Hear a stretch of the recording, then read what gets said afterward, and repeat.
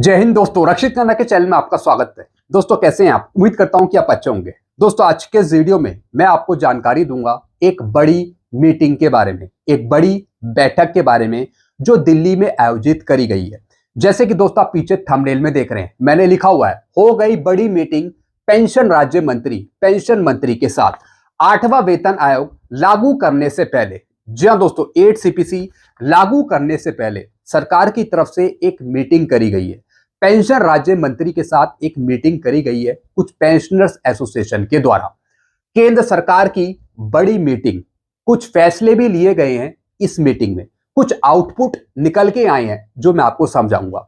और दोस्तों इसी पर एक लेटर जारी करा गया है 4 मई 2026 को। जी हाँ दोस्तों, और दोस्तों ये मीटिंग हुई है standing committee of voluntary agency की, यानी इस्कोवा की। ये 35वीं मीटिंग थी और ये मीटिंग हुई थी 10 मार्च 2026 को, जिसके बाद 4 मई 2026 को पेंशन मंत्रालय की तरफ से मीटिंग के मिनट्स जारी करे गए। बताया गया कि इस मीटिंग में क्या क्या हुआ। अब दोस्तों इस मीटिंग में कौन कौन से सदस्य शामिल थे, पहले मैं आपको छोटी सी जानकारी इस पर दे देता हूं। लिस्ट ऑफ पार्टिसिपेंट, सबसे पहले पेंशन राज्य मंत्री डॉक्टर जितेंद्र सिंह इस मीटिंग में शामिल थे। साथ ही साथ डीओपीटी की जो सेक्रेटरी हैं मिस रचना शाह, वो भी इस मीटिंग में शामिल थी। यानी इन दोनों की अगुवाई में इस मीटिंग को अंजाम दिया गया। साथ ही साथ दोस्तों कुछ डिपार्टमेंट हैं, मिनिस्ट्री हैं, उनके सदस्य भी इस मीटिंग में शामिल थे। अब कौन कौन से डिपार्टमेंट हो गए?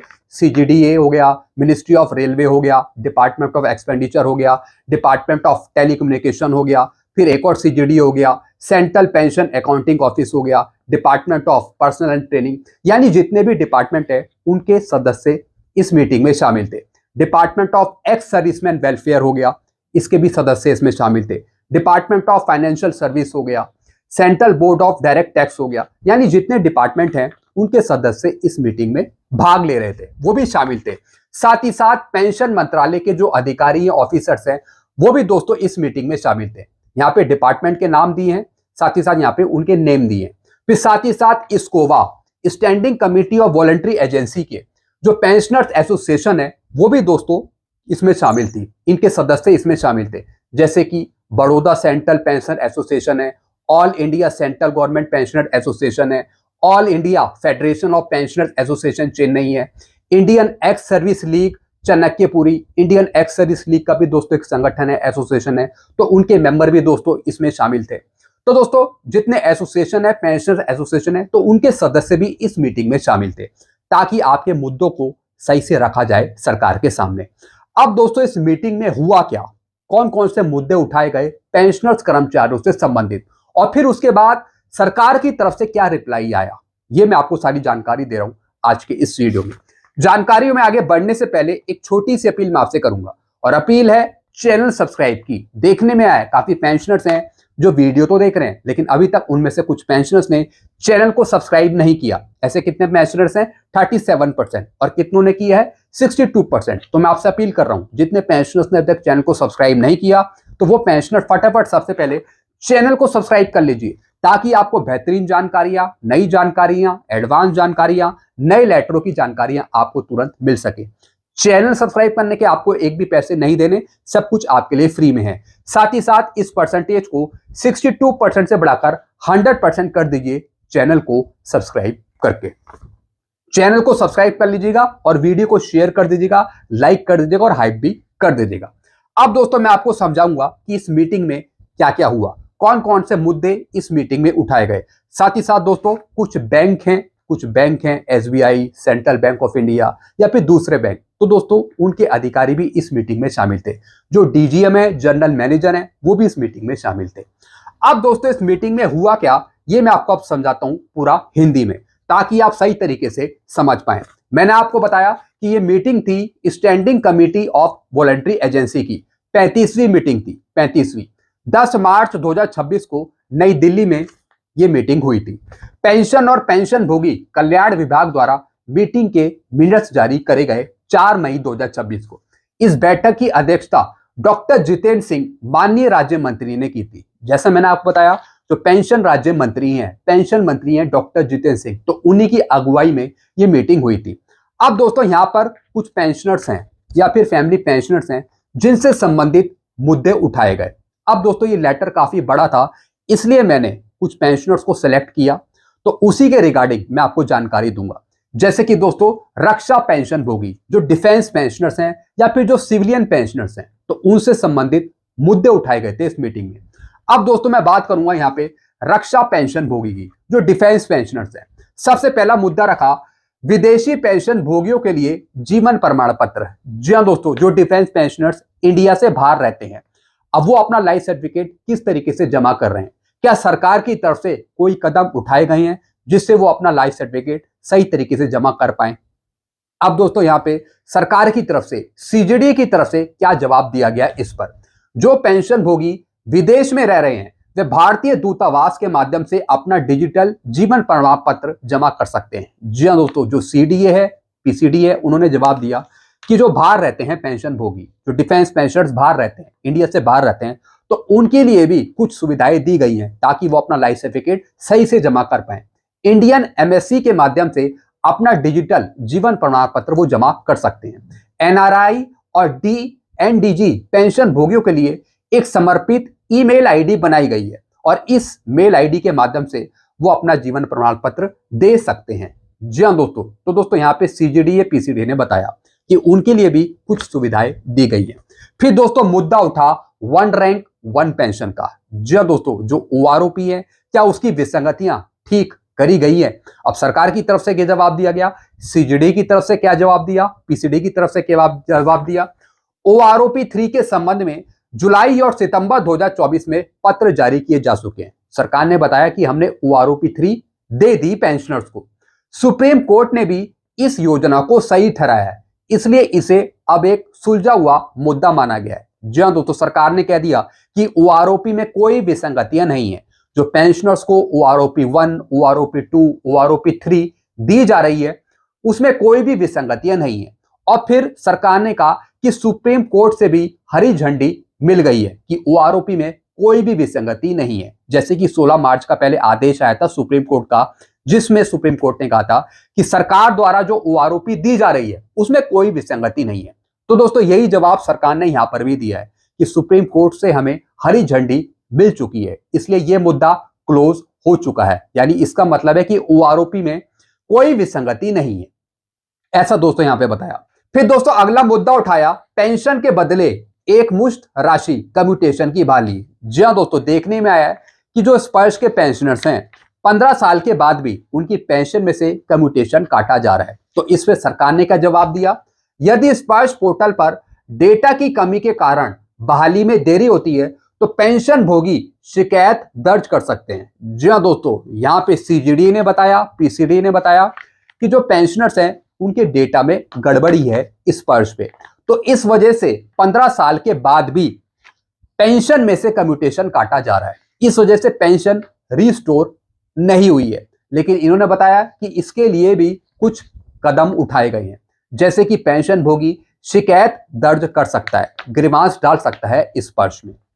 फिर दोस्तों क्या बताया, बैंकों के पास पुराना रिकॉर्ड ना होने पर 1980 के नियमों के आधार पर बहाली की तारीख तय की जाएगी। जी हाँ दोस्तों, इन्होंने बताया कि जो रूल है वो रूल है कि 15 साल के बाद पेंशन में से कम्यूटेशन कटना बंद हो जाता है। 15 साल बाद ऑटोमेटिकली पेंशन रिस्टोर हो जाती है, यानी कि फुल पेंशन मिलने लगती है। अतिरिक्त काटी गई राशि पेंशन भोगियों को वापस कर दी जाती है। जी हाँ दोस्तों, अगर 15 साल के बाद भी पेंशन में से कम्यूटेशन आपका माइनस करा जा रहा है, आपका पैसा अगर सरकार के पास जा रहा है, तो दोस्तों फिर वो पूरी रिकवरी आपको लौटा दी जाती है। ऐसा यहाँ पे सीजीडीए पीसीडी ने बताया। फिर बताया अतिरिक्त पेंशन के बारे में। 80 वर्ष की आयु के बाद कुछ मामलों में जन्म तिथि की जानकारी अधूरी होने के कारण अतिरिक्त पेंशन रुकी हुई थी। डेटा अपडेट करने के बाद अब वह नियमों के अनुसार दी जा रही है। इन्होंने बताया कि कुछ प्रॉब्लम थी, एडिशनल पेंशन सही टाइम पे शुरू नहीं हो रही थी, जिन पेंशनर की एज 80 कंप्लीट हो चुकी थी। तो इन्होंने बताया कि जन्म तिथि, डेट ऑफ बर्थ सही मेंशन नहीं थी इस पर्च पे, तो इस कारण से सही टाइम पर एडिशनल पेंशन नहीं मिल पाती थी। लेकिन अब इन्होंने बताया कि डेटा अपडेट करने के बाद अब जो ये नियम है अब उसके अनुसार एडिशनल पेंशन दी जा रही है, यानी अब सब ठीक है। फिर बताया बैंक से स्पर्श में ट्रांसफर। बैंक से स्पर्श सिस्टम पर पेंशन ट्रांसफर होने से जुड़े सवालों के लिए फैक्ट अक्सर पूछे जाने वाले प्रश्न तैयार किए जा रहे हैं। जी हां दोस्तों, बैंक से स्पर्श सिस्टम पर पेंशन ट्रांसफर होने से जुड़े कुछ सवाल अक्सर पूछे जाते हैं कि अभी भी कुछ ऐसे पेंशनर्स बच गए जिनका माइग्रेशन अभी बैंक से निकलकर स्पर्श में नहीं हुआ, तो दोस्तों उनको भी देखा जा रहा है। आगे भविष्य में उन पेंशनर्स का भी माइग्रेशन किया जाएगा स्पर्श में जो बच गए हैं। फिर जीवन प्रमाण पत्र डीएलसी के रिमाइंडर। पेंशन भोगियों को आने वाले एसएमएस केवल रिमाइंडर हैं। पेंशन भोगी अपनी सुविधा के अनुसार साल में कभी भी अपना डीएलसी अपडेट कर सकते हैं। जी हां दोस्तों, पीसीडीए सीजीडीए ने बताया कि जो पेंशन भोगी हैं, स्पर्श के पेंशनर्स हैं, वो साल में कभी भी अपना जीवन प्रमाण पत्र जमा कर सकते हैं। जिस महीने उन्होंने अपना जीवन प्रमाण पत्र जमा कराए तो फिर उसी महीने अगले साल वो अपना जीवन प्रमाण पत्र जमा करेंगे, चाहे तो वो नवंबर में करें या फिर जनवरी में करें या फिर किसी महीने करें। तो दोस्तों ये अपडेट इन्होंने दी है जीवन प्रमाण पत्र के संबंध में। साथ ही साथ पेंशन भोगियों को एसएमएस भी भेजा जाता है, मैसेज भी भेजा जाता है कि आपका लाइफ सर्टिफिकेट ड्यू है। तो दोस्तों ये जानकारी दी जीवन प्रमाण पत्र के संबंध में। अब दोस्तों कुछ और मुद्दे उठाए गए भूतपूर्व सैनिक कल्याण और रक्षा से संबंधित। पुरानी शिकायतों का समाधान, सैनिकों विशेषकर एनसीओ जेसीओ की पेंशन संबंधी विसंगतियों को दूर करने के लिए जून 2025 में बैठकें की गई। जी हां दोस्तों, सरकार का कहना है, सीजीडीए का कहना है कि जेसीओ एनसीओ की पेंशन में विसंगतियों को दूर करने के लिए जून 2025 में कुछ मीटिंग आयोजित करी गई। फिर स्पर्श पोर्टल की सुविधाएं, एफएमए को बंद करने की सुविधा अब पोर्टल पे उपलब्ध है ताकि पेंशन भोगी सीजीएचएस ईसीएचएस की सदस्यता ले सके। जी हां दोस्तों, यहां पे बताया सीजीडीए ने या फिर पीसीडीए ने कि जो फिक्स मेडिकल अलाउंस का पैसा है वो आप बंद करा सकते हैं ऑनलाइन स्पर्श पे। वहां पे आता है stoppage of fix medical allowance, यानी एफएमए बंद कराकर आप ईसीएचएस की सदस्यता ले सकते हैं। तो इन्होंने बताया ये सारी प्रक्रियाएं ऑनलाइन है। स्पर्श पेंशन भोगियों की मदद के लिए नोडल ऑफिसर नियुक्त किए गए हैं। फिर दोस्तों यहां पे सरकार ने बताया या फिर सीजीडी ने बताया कि स्पर्श पेंशन भोगियों की मदद के लिए नोडल ऑफिसर नियुक्त करे गए हैं। डायरेक्टली आप उनकी मेल पर ग्रीवांस भेज सकते हैं या फिर उनसे बातचीत भी कर सकते हैं। फिर दोस्तों कुछ और मुद्दे उठाए गए दूसरे विभाग से संबंधित, जैसे कि आयकर विभाग या फिर खर्च विभाग। मेडिकल रिम्बर्समेंट पर टैक्स, विभाग ने स्पष्ट किया कि पेंशन सैलरी के दायरे में आती है तो उस पर टैक्स लगता है। हालांकि मेडिकल खर्चों की प्रतिपूर्ति रिम्बर्समेंट को परिलब्धि नहीं माना जाता, इसलिए इस पर दोहरा टैक्स डबल टैक्स नहीं लगता। मेडिकल रिम्बर्समेंट पर टैक्स की इन्होंने बात करी थी। फिर दोस्तों अगला मुद्दा था अंतिम संस्कार सहायता। पेंशन भोगी की मृत्यु पर अंतिम संस्कार के खर्च के लिए वित्तीय सहायता देने का वर्तमान में कोई सरकारी नियम नहीं है। जी हां दोस्तों, मुद्दा उठाया गया था कि अगर पेंशन भोगी की मृत्यु हो जाती है तो उसके अंतिम संस्कार के लिए क्या सरकार की तरफ से कोई पैसा दिया जाता है। तो दोस्तों सरकार ने यहाँ पे मना कर दिया कि पेंशन भोगी की मृत्यु पर अंतिम संस्कार के खर्च के लिए वित्तीय सहायता देने का वर्तमान में कोई सरकारी नियम नहीं है। फिर दोस्तों कुछ और मुद्दे उठाए गए पेंशन और परिवार कल्याण विभाग से संबंधित। ट्रांसजेंडर बच्चों को मान्यता, विभाग सीसीएस पेंशन रूल 2021 के नियम 50 में बदलाव कर रहा है ताकि ट्रांसजेंडर बच्चों को पारिवारिक पेंशन के लिए आश्रित के रूप में मान्यता दी जा सके। जी हां दोस्तों, जो ट्रांसजेंडर बच्चे हो गए उनको पारिवारिक पेंशन के लिए आश्रित के रूप में, डिपेंडेंट के रूप में मान्यता दी जा सके, यानी उनको भी फायदा दी जा सके फैमिली पेंशन के रूप में। फिर पारिवारिक पेंशन की प्रक्रिया, परिवार के सदस्यों को पेंशन शुरू करवाने में होने वाली दिक्कतों को दूर करवाने के लिए विभाग नियमों को फिर से लिख रहा है और जागरूकता के लिए एक छोटे वीडियो भी जारी कर रहा है। जी हां दोस्तों, सरकार की तरफ से कुछ वीडियो भी बनाए जा रहे हैं ताकि फैमिली पेंशन लेने में कोई दिक्कत ना हो। फिर ग्रीवांस शिकायत, सीपी ग्राम पोर्टल पे शिकायत सुलझने के बाद अब पेंशन भोगियों को सहायक दस्तावेज अपलोड करने की सुविधा दी जाएगी। जी हां दोस्तों, सीपी ग्राम के माध्यम से आप शिकायत तो डाल सकेंगे, लेकिन साथ ही साथ आप सहायक दस्तावेज, कुछ सपोर्टिव डॉक्यूमेंट भी अपलोड कर पाएंगे ताकि आपकी प्रॉब्लम को तुरंत हल किया जा सके सीपी ग्राम के माध्यम से। फिर ग्रांट इन एड में वृद्धि, पेंशन भोगी संघों को मिलने वाली वार्षिक सहायता राशि को 75,000 रुपए से बढ़ाकर 5 लाख रुपए कर दिया है। तो दोस्तों ग्रांट इन एड में भी बताया सरकार ने कि हमने वृद्धि करी। तो दोस्तों ये कुछ मुद्दे थे जो उठाए गए थे इस मीटिंग में, जो मैंने आपको समझाया। बाकी दोस्तों आप अपना फीडबैक लिख सकते हैं मेरे कमेंट बॉक्स पे, आप अपना फीडबैक दे सकते हैं कि जो सरकार यहाँ पे कह रही है क्या वो सही कह रही है, आपको उससे कुछ फायदा मिल रहा है या नहीं मिला, तो कमेंट में जरूर बताएगा। तो दोस्तों ये जानकारी थी इस मीटिंग के बारे में, जो मैंने आपको समझाया कि इस मीटिंग में कौन कौन से मुद्दे उठाए गए। काफी बड़ा ये लेटर था, तो मैंने मेन मुद्दे आपसे संबंधित हमारे जो पेंशन भोगी हैं, डिफेंस पेंशनर्स हैं, सिविलियन पेंशनर्स हैं, उनसे रिलेटेड मुद्दे मैंने आज के इस वीडियो में समझाए कि मीटिंग में क्या हुआ। तो दोस्तों ऐसी जानकारी आपको मिलती रहेंगी, और जानकारियां पाने के लिए आप चैनल से जुड़ सकते हैं, चैनल को भी सब्सक्राइब कर सकते हैं। चैनल का नाम है Rakshit Khanna. Thank you so much.